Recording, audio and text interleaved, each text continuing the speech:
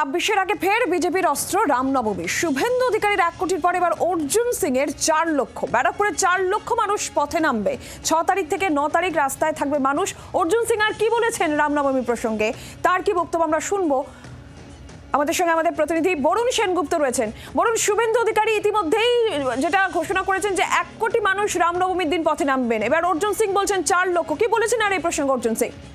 একেবারে তিনি কিন্তু যেটা জানাচ্ছেন যে শুভেন্দু অধিকারী যে ডাক দিয়েছে একেবারেই সেটা কিন্তু একেবারেই সফল হবে। 1 কোটি মানুষ কিন্তু একেবারেই রাস্তায় নামবে রামনবমীর দিন।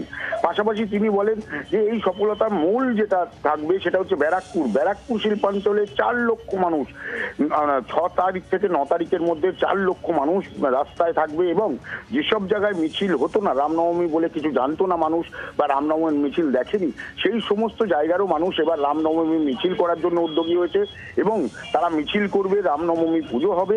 এবং এই যে ব্যারাকপুর শিল্পাঞ্চলে 4 লক্ষ মানুষ একসঙ্গে রাস্তায় নামবে, এমনটাই কিন্তু অর্জুন সিং এর দাবি। এটা কিন্তু তিনি দাবি করেছেন। এবং পাশাপাশি শুভেন্দু অধিকারীর 1 কোটি প্রসঙ্গে তিনি বলেন যে 1 কোটি তিনি লক্ষ্যমাত্রা দিয়েছেন। শুভেন্দু অধিকারী যেটা বলেছেন 1 কোটি মানুষ, এই 1 কোটি মানুষও কিন্তু রাস্তায় নামবে। এটা কিন্তু তার দিক থেকে তিনি একদম অঙ্ক কষে তিনি দেখেছেন। ব্যারাকপুরের ক্ষেত্রেও তিনি অঙ্ক কষেছেন যে তার অঙ্কে, কারণ ব্যারাকপুরের তিনি বলতে পারো ভূমিপুত্র, সেই হিসাবেই তিনি বলছেন যে আমি ব্যারাকপুরে দীর্ঘদিন ধরে এখানে রাজনীতি করি এবং এই রামনবমীর সঙ্গে দীর্ঘদিন ধরে ওতপ্রোতভাবে জড়িত।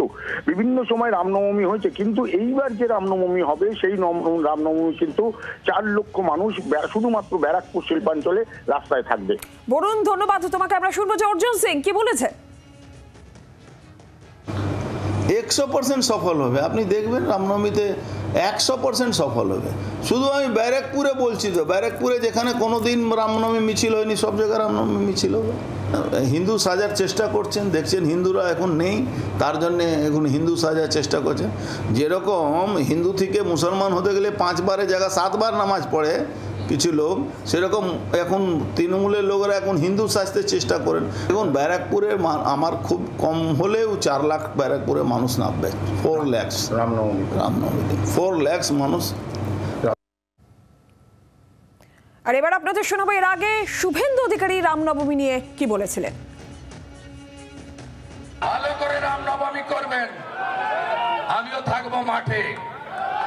গতবারে 50 লাখ হিন্দু নেমেছিল, 1000 মিছিল হয়েছিল। এবারে 2000 মিছিল হবে, 1 কোটি হিন্দু রাস্তায় থাকবে।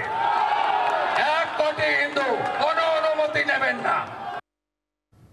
26-এর আগে 26 বিধানসভা নির্বাচন, তার আগে বিজেপির অস্ত্রই রামনবমী।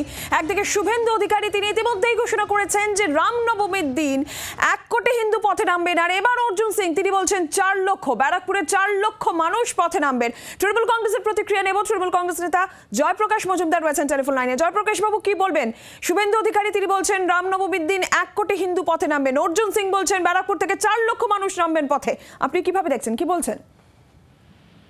আচ্ছা, আপনি বলুন তো, কেউ যদি বলে দুর্গাপুজোর অষ্টমীর দিন 2 কোটি মানুষ প্যান্ডেল দেখতে যাবে, দুর্গা প্রতিমা দেখতে মাঠে রাস্তায় নামবে, তাতে কারুর কিছু কৃতিত্ব আছে? রামনবমী একটা অনুষ্ঠান, হিন্দুদের একটা পবিত্র দিন। সেদিন তারা তাদের কাজের জন্য, তাদের এই ফেস্টিভ্যাল দেখার জন্য, রামনবমী পালন করার জন্য তারা নামবেন। এতে শুভেন্দু অধিকারীর কি কৃতিত্ব? এত বড় জোর গলায় বলছেন কেন? বা অর্জুন সিং এরই বা কি আছে? তিনি জোগাড় করে নামাচ্ছেন, তারা অনিচ্ছুক, জোর করে নামাচ্ছেন। অদ্ভুত ব্যাপার। কোন দিন বলবে দুর্গা অষ্টমীর দিন দেখো 2 কোটি 2.5 কোটি লোক সব প্রতিমা দেখতে গেছে, জয় বিজেপি, এই কথা বলবেন? এরা অসভ্য হয়ে গেছে। হিন্দুদের কথা বলে হিন্দু ধর্মের অবমাননা করছেন। রামনবমীর দিন হিন্দুরা তাদের মতন করে তারা পুজো আর্চা করবে, রামকে স্মরণ করবে। এতে না আছে অর্জুন সিং, না আছে শুভেন্দু অধিকারীর কোনো কৃতিত্ব বা কোনো কথা বলার অধিকার। রামনবমী একান্তভাবে একটা ধর্মীয় অনুষ্ঠান, তাকে নিয়েও এইসব বড় বড় কথা বলছেন, ধর্মীয় আঘাত দিচ্ছেন, মনে আঘাত দিচ্ছেন। যারা রাজনীতির দূরে রামনবমী পালন করবেন তাদেরকেও তিনি একটা রাজনৈতিক ছাপ মেরে দিচ্ছেন। কে দিয়েছে তাকে এই অধিকার? বাংলার আওয়াজ, বাঙালির আবেগ, জি 24 ঘন্টা।